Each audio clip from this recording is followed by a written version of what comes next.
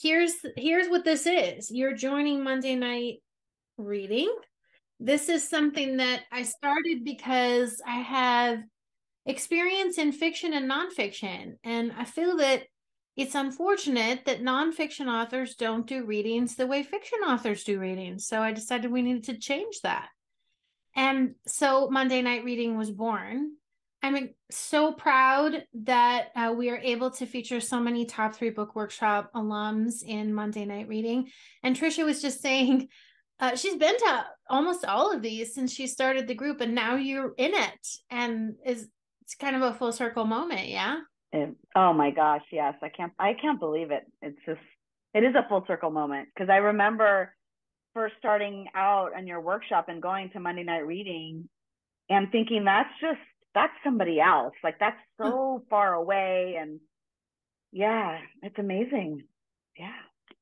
Well, here's how Monday Night Reading works. So Tricia's going to read from her. We're going to talk about her book for a little bit. She's got 3 excerpts she's going to read. And in between, I have questions for her. If we have time toward the end and you have questions for her, we'll absolutely have her. You can absolutely ask Tricia those questions. In the spirit of Top 3 Book Workshop, where we're always giving positive encouragement, we would love for you to share anything that resonates with you in the chat as you're hearing it in real time. You'll see from some students here, they'll model that behavior and start adding things in the chat so you can follow along. We also give the chat to the author, so it's really special. They'll get to see, even though they can't maybe track it while they're reading, they'll get to see it later and keep it forever. So we encourage you to put positive comments in the chat, and anything that you, for whatever reason, which can't be the case with Tricia's book, if you have in any way negative thought, keep it to yourself, because we don't do that here. We put the positive comments in the chat. And next up for Monday Night Reading, I just want to say, Laura will also put the registration in the chat later. Laura, remind me. Oh, Christina Pater, KP, The Hollywood Approach will be the next Monday Night Reading. So you'll have an opportunity to register for that today. You'll also have an opportunity to learn more about Tricia and purchase Tricia's book, which incidentally comes out tomorrow. So this is excellent timing. We'd love for you, if it fits your budget, to please pick up a copy of Tricia's book, Embrace the Power of You, Owning Your Identity at Work. If you've already purchased that book, we'd love for you to purchase it again and give it to a friend or colleague if it fits your budget. So we'd love to see those Amazon rankings boost up tonight from our efforts. Okay. So welcome, Tricia. It's your big day. Well, tomorrow's your big day. Well, yeah. The whole week's your big week. I know. I feel like it's starting right now. This is it. This is the beginning. Yeah. Well, we're so excited. So you know that I always ask authors to give us their fundamentals, I call them. So we'd like to hear for whom are you writing this book? What is your core message for readers, and what is the promise? Yeah, so I'm writing this book for anyone who feels like an other, who may be hiding or downplaying who they are because they want to fit in or belong, and may not realize that bringing their whole and authentic self to the workplace will get them to the success that they are achieving, that they want for themselves. Awesome. And my core message is belonging begins with self-acceptance, and you'll see it, it's in the back of the book. And my promise is to the reader is if they follow the journey throughout the book and the tips and the strategies, that they'll overcome their fears and bring their authentic self to the workplace. And for also that's the promise for the reader, but as I develop the book, another goal of the book is really for managers and leaders as they go through and see the journey of the reader to create empathy in order to create an inclusive workplace. So it's ancillary. And can you set up the excerpt that we're about to hear from you? Yes. So this is right at the beginning of the book. It's chapter 1, and the title of the chapter is Who is the Real You? And it starts with the moment when I first told my personal story at Looker. I had never really I downplayed my ethnicity, being a working mother. I tried to sort of be what I thought a corporate attorney needed to be. This was my first time telling my personal story in front of all, I don't know how many, 800 employees at National Hispanic Heritage Month at Looker.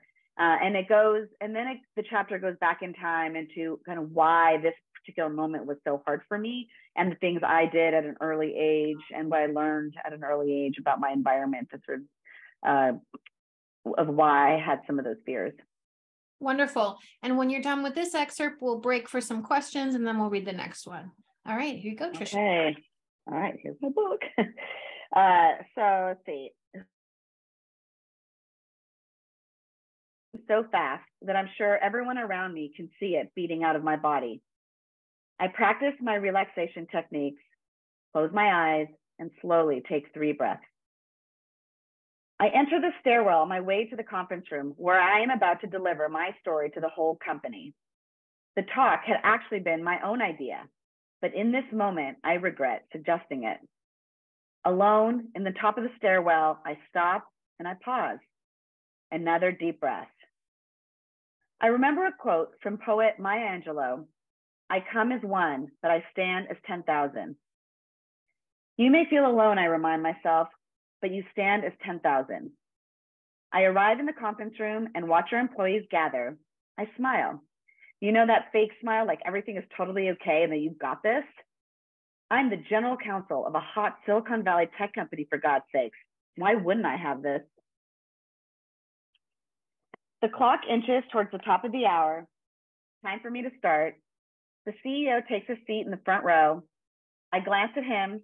He gives me a slight nod, and I smile and breathe a little bit easier, and I begin.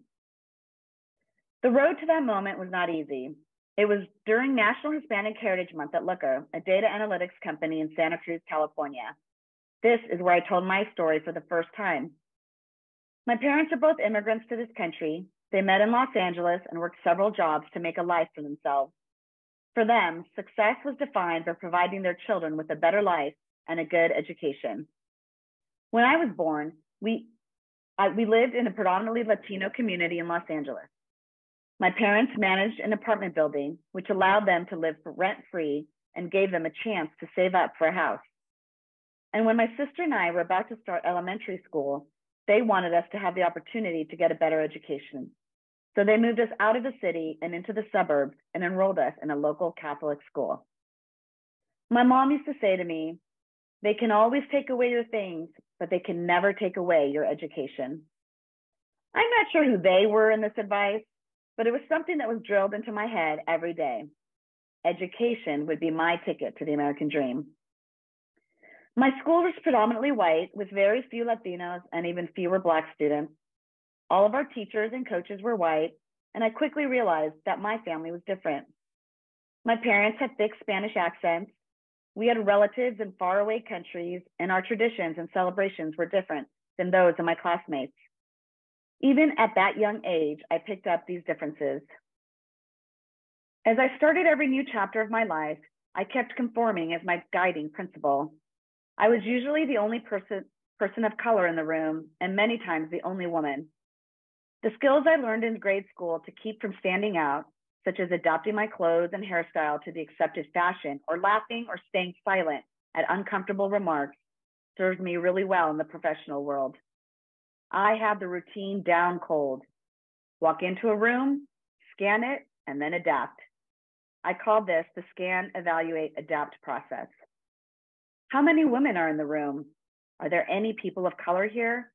Am I the youngest or oldest person here? These were all very important questions as I figured out how to show up in gatherings or approach conversations. Most of the time, I instinctively knew that I could not show up as the loud Latina girl who liked to share her opinion confidently. I quickly figured out which persona needed to be present in any given situation. What sport do I need to be able to talk about? What hobbies should I be interested in? Do I like red or white wine? If it's red, is it Cab or Pinot? In order for me to fit into the traditional corporate setting, I needed to have shared life and experiences with those around me. Talking about Tamales, sangria, y mariachis would simply not cut it, not if I wanted to advance. I learned to assimilate to my environment as a result of my experience of being the only, either the only woman, the only Latino, or the only working mom. If you have ever felt like the only of something or like an other in the room, you know how lonely this feels. So instead of standing out and having the spotlight on your otherness, you have likely gone through the experience of downplaying or hiding that piece of your identity that you believe may not be welcomed in any given situation. The most common identities we think about are race, gender, ethnicity, and sexual orientation. But anybody can be an other. It can be the single mom who struggles to keep it all together at home, but pretends to be totally fine. It could be the executive with a learning disability who doesn't want others to know that reading or spelling is hard for him. Or it could be a manager who battles anxiety and depression, but doesn't want to ask for time off for fear that her team may think she can't handle the workload. Many of us worry that if we showed our true self, we would not be accepted. All of these fears are real and often push us toward hiding those parts of our identity. Mastering the skill of hiding took time, but I got a crash course during my first job out of law school. I started my career at one of the largest and most elite corporate law firms in the country. This was a traditional law firm that had large corner offices, mahogany desks, tall tinted windows, and boardrooms with whiteboards and conference phones. The firm represented some of the oldest companies in the country, such as institutional banks that backed hot Silicon Valley startups. I was incredibly fortunate to have launched my career at a law firm with such a distinct reputation and long list of brand name clients. As I started my first week in the fall of 1996, the firm distributed an announcement that listed all of the new first-year associates. It included our names, a photo, and the law school that each of us attended. As I scrolled through each page, I read the school names out loud: Stanford, Harvard, UCLA, Cornell. How did I end up among this elite group of associates, I wondered. As I continued to scroll, I also noticed that I was the only Latina. While I knew on an intellectual level that a firm like this would not hire me out of pity, it sure felt like I somehow landed this position by accident. I think this is where my imposter syndrome started. But I kept my head down, embraced the opportunity, and decided to work hard to prove that I belonged among this group of incredibly talented first-year associates. The law firm at the time was made up of mostly older white men. Everybody was welcoming, and in fact, my first manager was a wonderful man who taught me how to be an exceptional lawyer. But his life was nothing like mine, so it was hard to form a meaningful relationship with him other than that of a manager and employee. This was the case with most of the partners I worked with. And while I certainly did face moments of bias and exclusion, that is not what was really hard. It was more the absence of anyone like me that quietly made me feel like an outsider. Only a handful of women were senior leaders or partners at the firm, and we never heard about their families or their struggles to balance it all. I only remember one Latino who was a senior associate, and I always wondered if we had similar life stories. My existence as a young Latina lawyer was very lonely. I had to forge ahead on my own. I had to figure out the rules of the game without any guidance. And while I soon mastered the skill of fitting in and looking like I belonged in the room, I never felt like I belonged. When you don't see anyone in the room who looks like you, then you don't feel like you belong. Everybody else seems to be able to share the same jokes, the same childhood memories, the same opinions, the same taste in food, but yours is different. So you stay quiet, you smile, and you go along with it. It seemed relatively simple and really the only way to navigate this new world. That's the first excerpt. So you touched a little bit about the different ways that, different things people hide at work.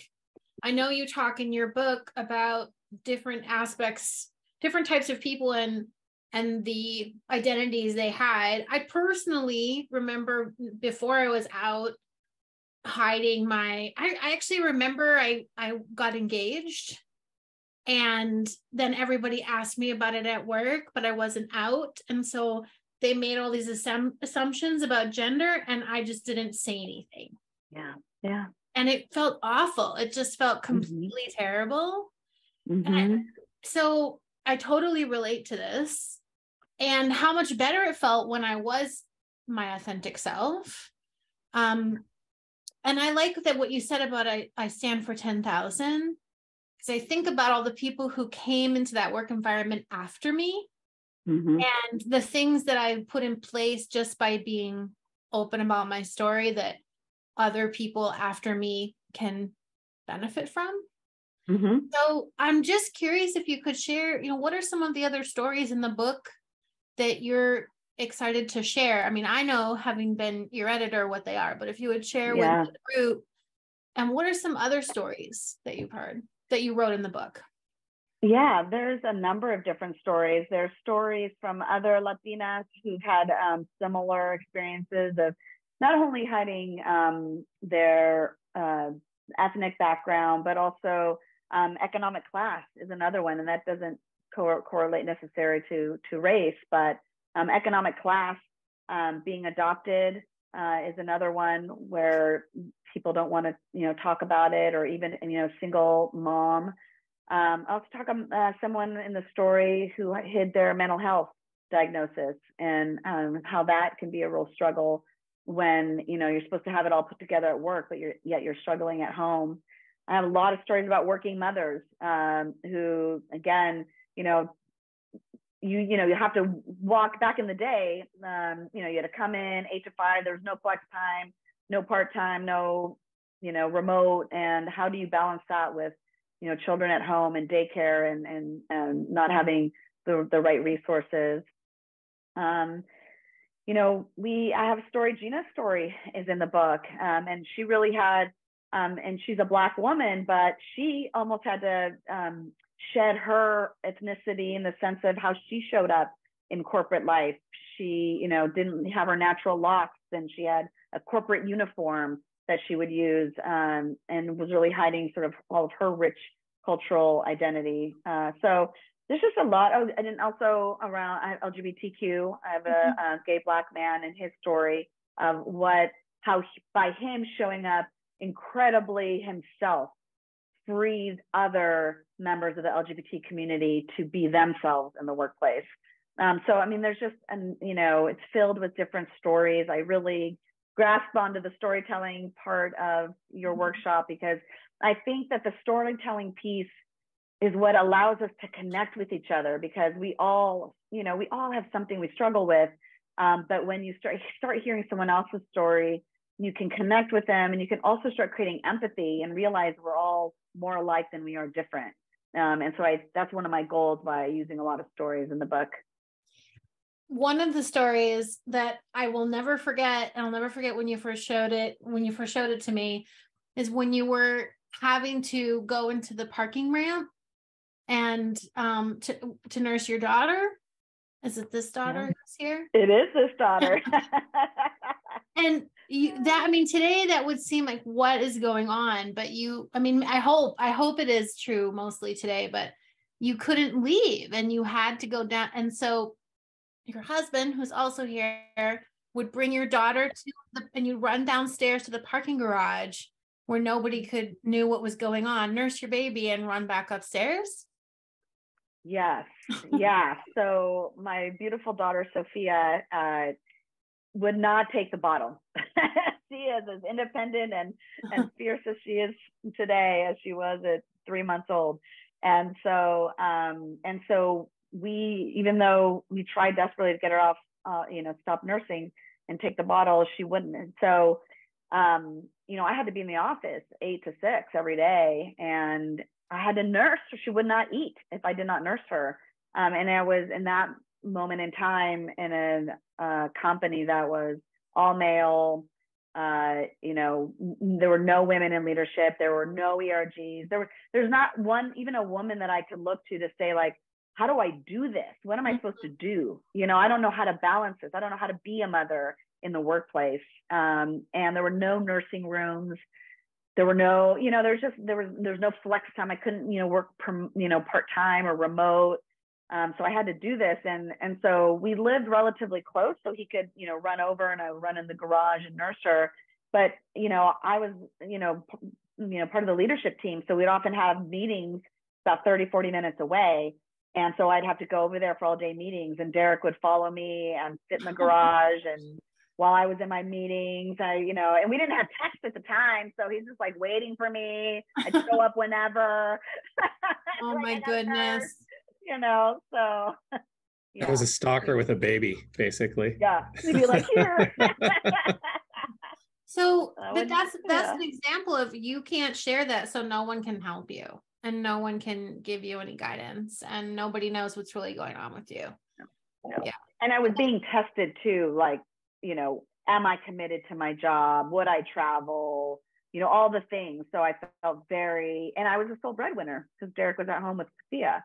So I couldn't lose my job. And so I felt very like, I can't risk showing up as a mother who has to go home and it felt too risky for me to do that.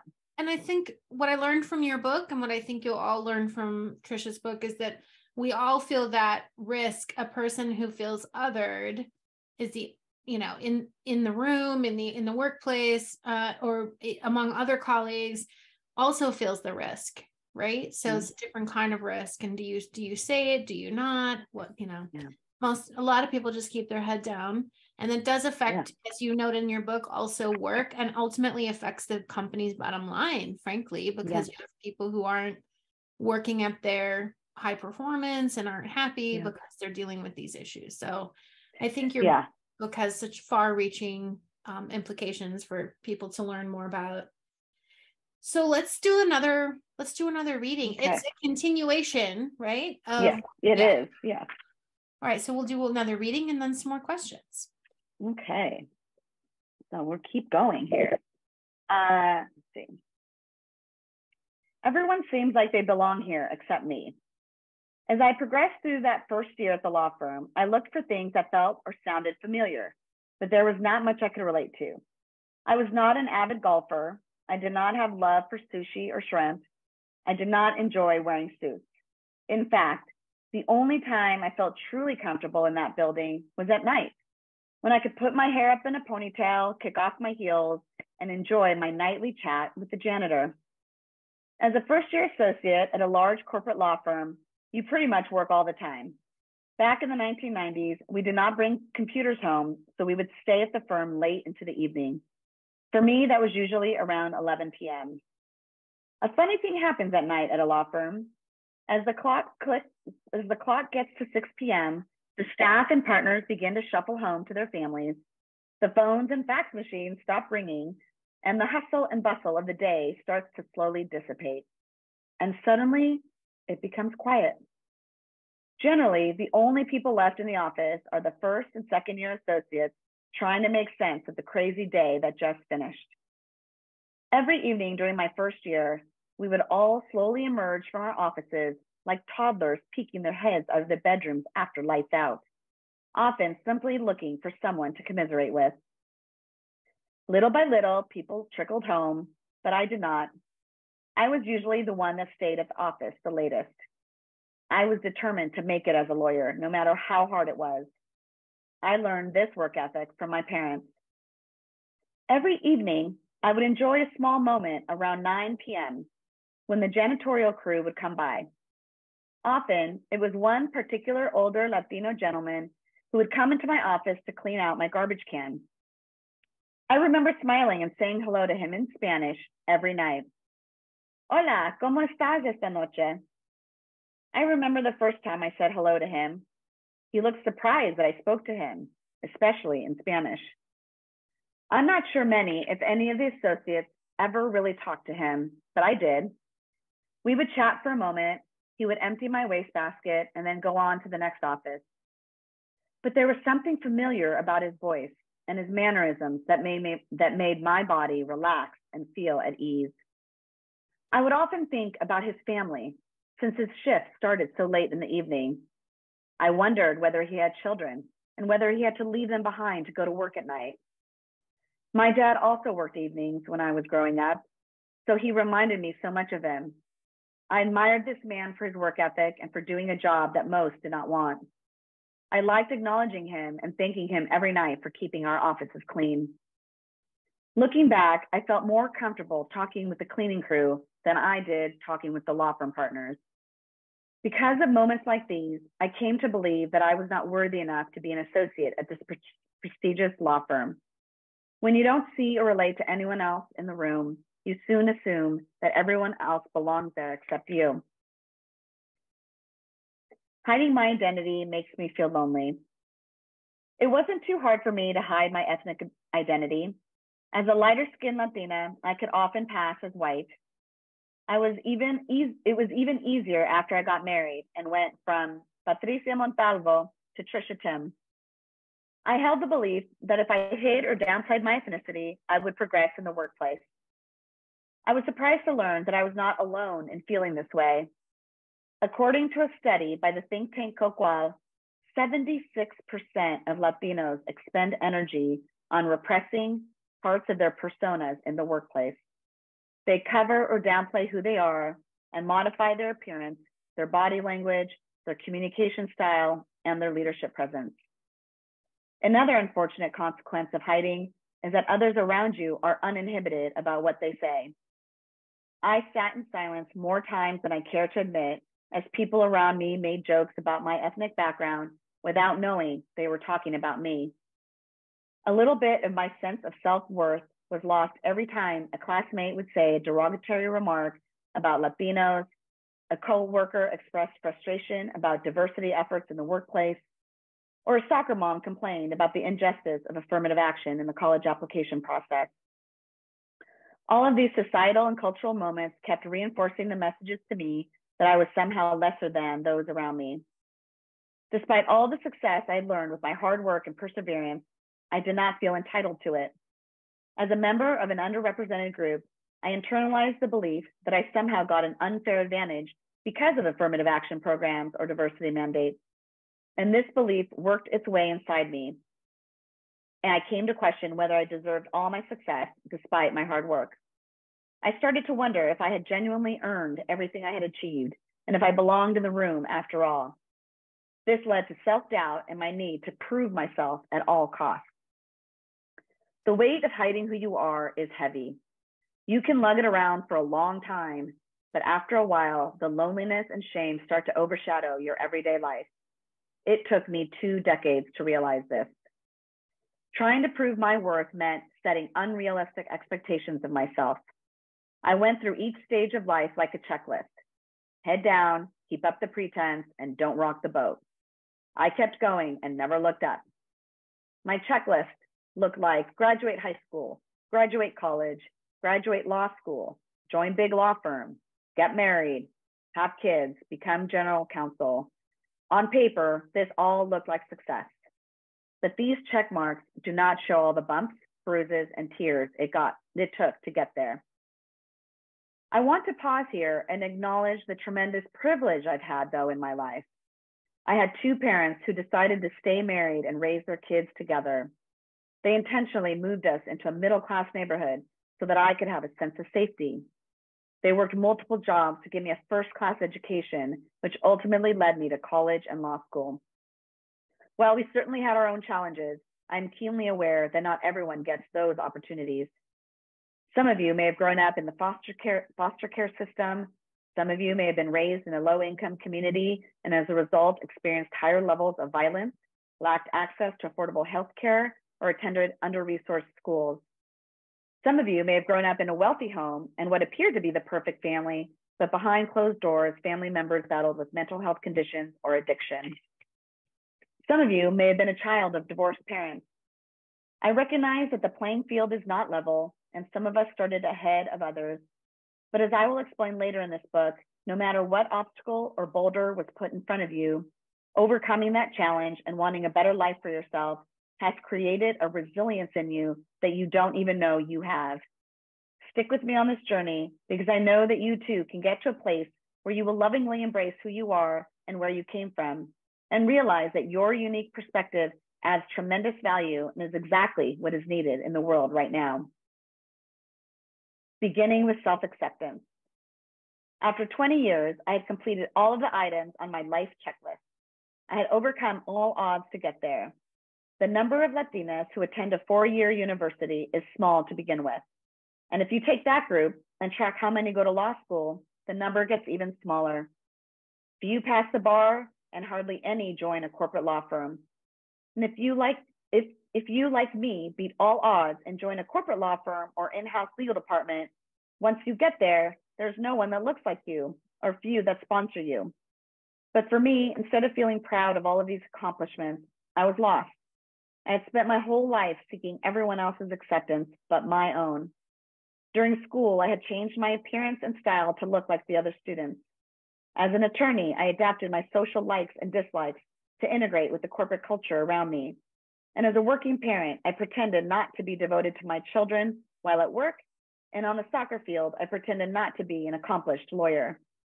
All the time, I feared being judged by everyone around me, and I spent all my energy trying to maintain each different facade. I was emotionally and physically exhausted, but I didn't understand why. As I was starting to work on improving my own sense of self, I discovered the work of Brené Brown and read this quote in her book, The Gifts of Imperfection. Because true belonging only happens when we present our authentic, imperfect selves to the world, our sense of belonging can never be greater than our own level of self-acceptance. It was like one of Oprah Winfrey's aha moments. As soon as I read that definition, I realized that I was thinking about belonging in the wrong way. I recognized that in order for me to belong in any room, I must first begin with accepting and loving who I am. For in my entire life, I kept wanting approval from others to validate my worth. I would say things like, if they just listened to me, if they just invited me to that event, if they just included me in that conversation or asked for my opinion, then they would see who I really was and the value I bring. I wanted people around me to invite me into the room. And when those invitations did not come, I began to doubt myself. The journey to believing that my authentic self was good enough was a long one. In fact, I would say that it never ends for some of us. Whenever I try something new, all of those doubts and fears come rushing back, and I have to remind myself of all the lessons and tools that I will describe throughout this book. I need this book as much as you do. Yes, that's all just from chapter 1, y'all, and it's not even the whole chapter 1. It's just from the beginning. Oh, it's so good. I love hearing this content again, and I love hearing you read it. I love hearing you read it. Oh, thank you, AJ. So I want to ask you, you shared in the beginning you are getting ready to do this presentation at Looker and be open about where you come from and who you are. How did that shift things for you once you shared your story? Yeah, no, as I mentioned in the book, I was terrified because I didn't know how people would react. At that point in my career, I had built up this network of CEOs and executives and venture capitalists and all these people, right? And in the room, I had the exec team, my C-suite, and I just didn't know how they would react. So I had a lot of fear going into that moment. But for whatever reason, I felt that, not whatever reason, Looker had really created a space of belonging, and we were, there was psychological safety around being who you are there. So I felt more comfortable showing up that way. But when I finished my story, I think that is what I didn't expect. I didn't really think about what the after of the story was because I had so much fear in the anticipation of telling the story. But the after, when I was telling that story, I would tell the story and I would look around the room and no one was checking their phones. It was just eyes straight on me. I saw tears on some people's eyes, and I didn't even realize that my story could impact people's lives. And after the story, I had particularly Latinas come and give me a hug and crying and saying they'd never seen someone like them in leadership, or their story is my story. I told a bit of the janitor story and they were like, I feel the same way. It was almost like I'm not alone. this is a story we can share and an experience.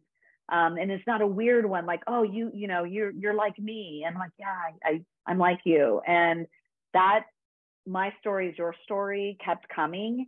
And I remember coming home that night telling Derek, my husband, my life changed today. And I didn't know how, but I knew my life changed today. And I didn't think about writing a book in the moment, but I'm like, I need to tell my story more, because I never saw anyone that looked like me. Despite I never saw a woman in leadership, let alone a Latina woman. And how could I not be that visible person that I desperately wanted as a young person? How could I not be her for the next generation?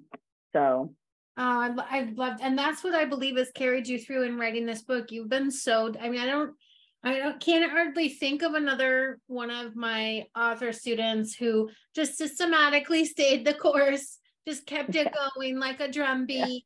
Yeah. And here we are, because I know you care so much about the impact that your book can make and is making. I want to just point everybody to the chat. Laura's been putting links in where you can stay connected to Tricia. And also Tricia's been doing great events around launch. We'll be continuing to do things, but also, again, if it fits your budget, to please pick up a copy of her book for yourself, gift it to others, and working to all of us together to purchase the book today will really help Tricia also, because it boosts Amazon's algorithms and they say, oh, what's this book? And then they start doing nice things for Tricia's title. So it's helpful to her today. Okay, so I want to do one more excerpt. There was another story that I really stayed with me, and I wanted you to tell this story. And also I asked you to share the continuation. So it's a little bit out of order in the book, but to show the results you can get, to show how life can be after. We're going to do one reading. And then if you have questions, you can feel free to put them in the chat, everybody. This one is shorter. Here we go. Yes. So this is chapter 2, and this story is Alexandra Navarro's story. So it was 2001, and it had been 1 year since Alexandra Navarro arrived in Florida from South America. She had earned her BA in engineering from Universidad de la Sabana in Bogotá, Colombia, and had worked in her native country as an engineer for 6 years. The work culture there for professional women was challenging, to say the least. So she moved to the United States to search for a better environment. However, when she arrived in the States, her engineering degree was not transferable, and she came to the realization that she had to begin at the bottom. Despite being an engineer, Alexandra had to start all over. She began selling flowers, earrings, anything to make a living. She quickly learned that in Miami, Florida, appearances mattered. Fashion was important, and so was the car you drove. Even if you were not rich, you had to act like you were. So she used all her money to buy nice clothes and shoes, and when she had earned enough, a car. This, she thought, would be her ticket to acceptance in her new job. She had been hired as a business account analyst for a leading multinational importer and distributor of fresh cut flowers. She believed that her shiny new Geo Metro would impress the office. Alexandra was proud of her Geo Metro. Before buying it, she had endured a treacherous commute to get to work. She would routinely take 2 to 3 buses, which also included a 45-minute walk to get from the first bus to the second. This was also Miami in the summer, hot and humid. So Alexandra would often need to freshen up by running under some sprinklers she regularly passed by during her slog to the office. After a rash on her skin appeared, she realized that these sprinklers were actually recycled waste. And to say that she was excited about the new Geo Metro, which had air conditioning, is an understatement. The car was also exactly the same as one she had back in Colombia, where it was considered a really cool car. So she was looking forward to showing up to work with it. So on a hot Florida summer day, she proudly drove that new green Geo Metro to her job. A few hours after she arrived in the office, she overheard the president's executive assistant say to her coworkers, "Did you see the ugly, crappy car that Alexandra drove in with today?" Not even my housekeeper has that kind of car. Everybody laughed. Alexandra stood frozen in silence. The parking lot was filled with luxury cars, Mercedes-Benz, Porsche, BMW, and the Geo Metro did not make the cut. A whirlwind of embarrassment filled her body, and she immediately ran out of the room, hurried into the bathroom, and started crying. She had worked so desperately to belong, to fit into the trendy lifestyle of the Floridian culture, but she could not. In that moment, Alexandra's best was not good enough. As you will learn later in this book, Alexandra went through her own personal transformation and is now shining in her new role, but it was a long journey for her. I met Alexandra during my time at Looker. At the time, she was working for a nonprofit organization helping the Latino community acquire computer programming skills, and we came together to create a summer coding program for local youth. For all of us who have tried to be someone we are not, Alexandra's Geo Metro story is very familiar. For me, I was constantly trying to say the right things, look a certain way, and play the proper roles. My best was often not good enough either. Fitting in and seeking approval were my daily activities. Get some praise for a job well done, and life was good. Fit in with the soccer moms because I wore the right outfit and had the latest handbag, and I could sleep at night. Get asked to join the other executives for a happy hour, and I felt like I made it into the club. Like Alexandra, I wanted to fit in. I was constantly seeking the approval of my friends and colleagues. I wanted to belong. I moved through the world trying to please others and get their acceptance. But what I didn't realize is that the world around me was constantly telling me that my authentic self was not enough.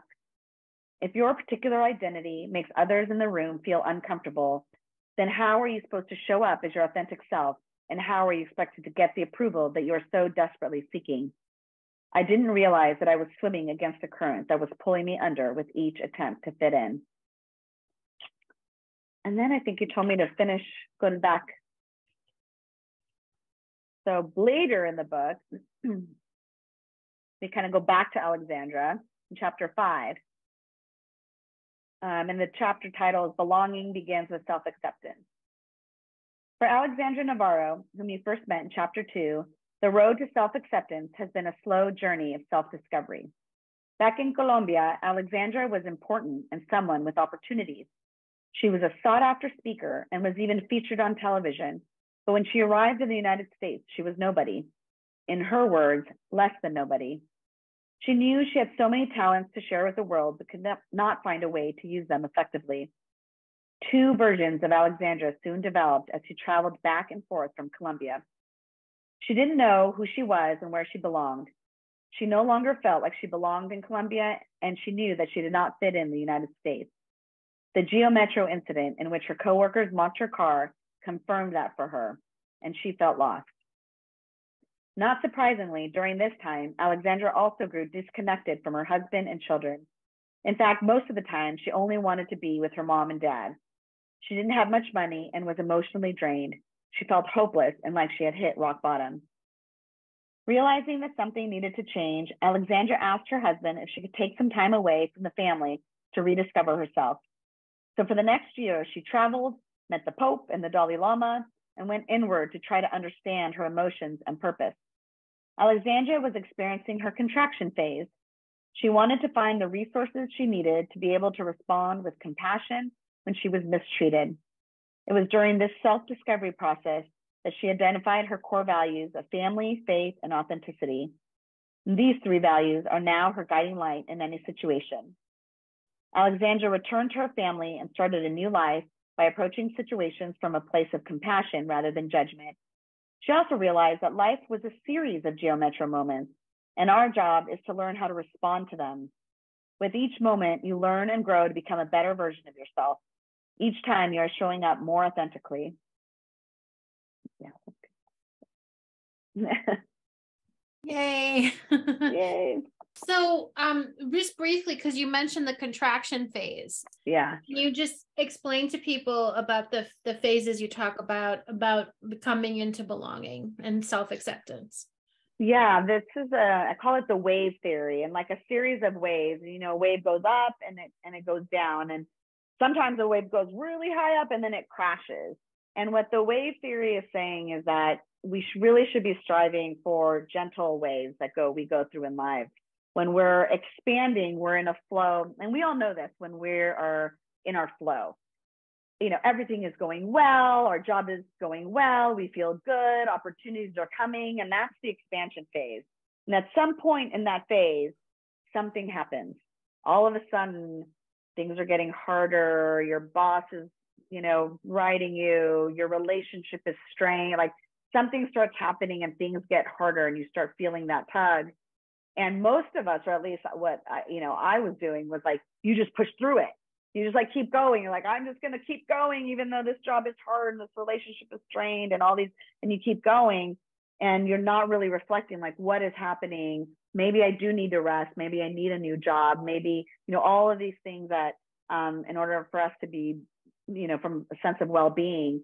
And if you don't do that pause, if you don't allow the natural contraction in life, you're going to come down crashing. And that's when we see burnout. That's when we see divorce. That's when we see all the different things. And so the wave theory is saying, like, when you start feeling that, give yourself permission to step back, pivot, make different career choices, make different relationship choices, friend choices, whatever they may be, and rest. I think a lot of us too, later in our careers, like, why didn't we not rest a little more and kept pushing? So that's kind of the wave theory. Awesome. So I have a couple of questions I ask every author who's up for Monday night reading. And the first is, what's been surprising about your author journey? A couple of things. I would say the first, what I was surprised when I first started the book, didn't really know what I was going to write about. And then it evolved into, telling my story. I didn't realize how much of my own personal story I would be telling. And I think, AJ, you called it, the first draft for some of us, especially if it's part memoir, is called the healing draft. And it was certainly a healing draft for me. There was a lot of unpacking, unlearning, a lot of tears. I know, doing editing retreat, I was like bawling like crazy when one of your exercises. So I didn't really expect that as part of the author journey, through this healing process that I went through. And I went through that, same sort of journey that the reader will go through. I went through that myself. I didn't realize how critical having a community like what you created, AJ and Laura. Writing is lonely. The publishing process is complex.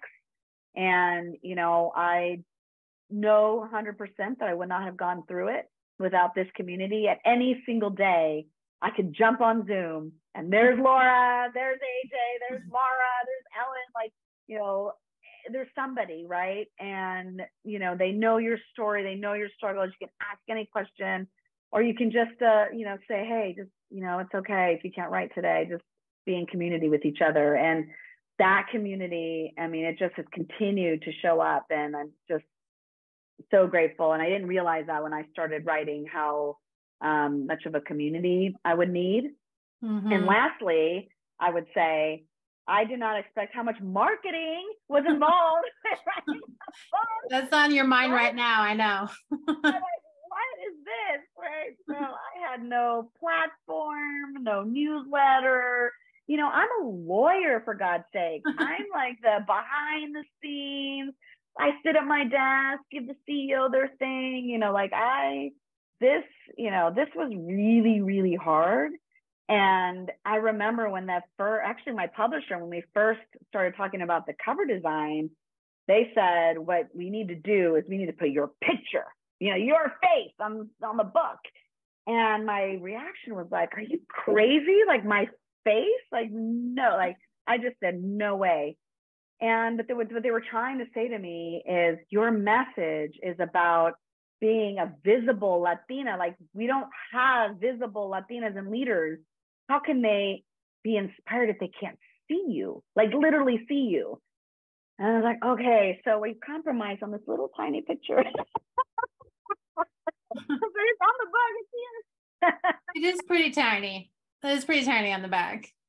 I know. So as you've seen over the last 6 months, or I've been more visible on social media, and my daughter Sophia is helping me with Instagram. That's the other thing. Like, I was never in all the things, so I'm trying to be and learning and making mistakes, and and it's over. It was actually, for me, the marketing piece was way harder than the writing. I think probably because being a lawyer, the writing wasn't actually that hard. I mean, developing was hard, but the writing for me isn't as hard as I've heard others, as I've been in community with other authors. The writing isn't as hard. I mean, the thing that you're asking us to do is the thing that's also hard for you. And you said a line from the book that you shared tonight, this book is just as much for me as it is for you. Right? Yeah. So the last question, and probably my favorite question, because this is the ripple effect that I love from all the authors who come into workshop to do their good work. So what is the change you want to see in the world through your book? Yeah. I mean, I want to make impact. People often ask me, why did I write the book? And so my mission is really to inspire anyone who has ever felt like an other to embrace who they are, realize how beautiful and needed that whole person is in our workplace, in our spaces. I want people to get through that fear, and I want to hold their hand through this journey much earlier in their lives. I don't want them to have to be at the later end of their lives. And I'm actually, when I go and I'm speaking now, the young people are really excited about this because they want to show up authentically. And so I want to be able to transform them and earlier in their careers. And I also, as I didn't originally anticipate this at the beginning, but I know, AJ, through work that you and I did, realize that there's a component here. One of the unique privileges I have is I am, as you've heard, I'm a Latina, first generation and other, so I know what that feels like, and I'm in those spaces. But I also know what it feels like to be a C-suite executive in the boardroom and what that conversation looks like. And I can be that bridge because I can really speak both of those languages.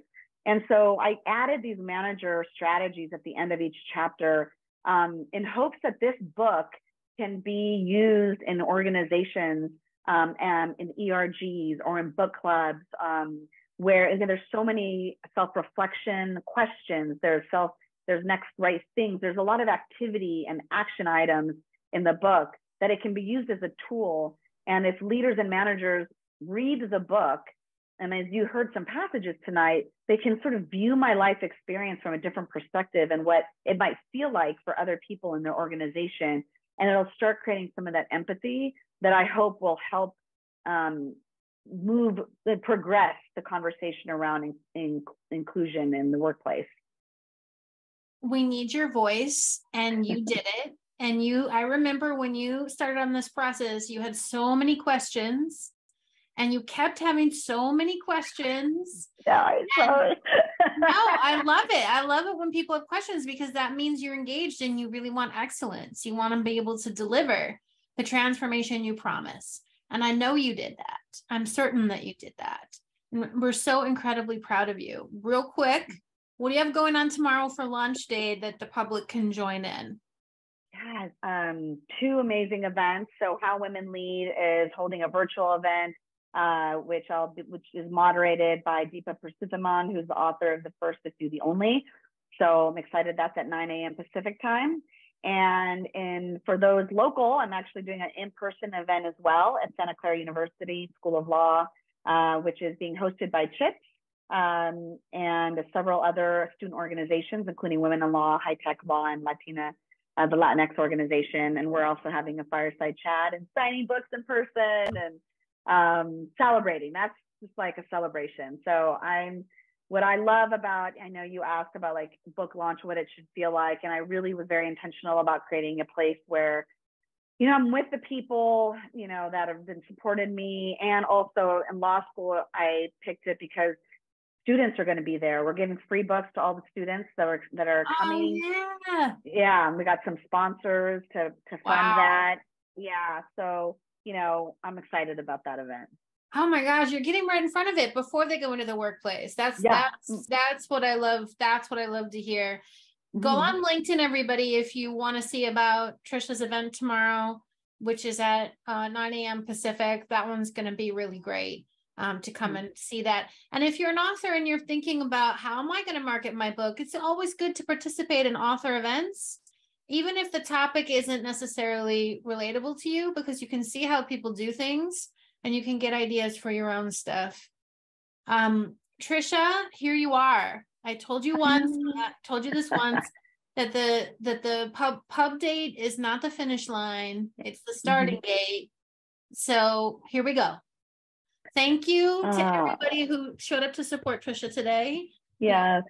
I hope you'll continue to do that. And thank you if you picked up a copy of her book today. We really, really appreciate that. Tricia, could not be more proud of you. Thank you so much for joining us today. Let us participate. Thank you, AJ. Thank you, Laura. Thank you, all the top 3 authors here, my friends, Ellen, Laura, Susan, everybody. I can't see everybody. Gina's here. Thank you, everybody, and my family and friends. My mom is here somewhere. Julia Montalvo, she's off screen. Derek, Sophia, and friends. And I'm so excited. Thank you for everything. All right, everybody. Another successful Monday night reading. Congrats to Tricia. We'll see you at the next Monday night. Tricia, have the best day tomorrow. The best. Thank you. I will. All right. Bye, everybody.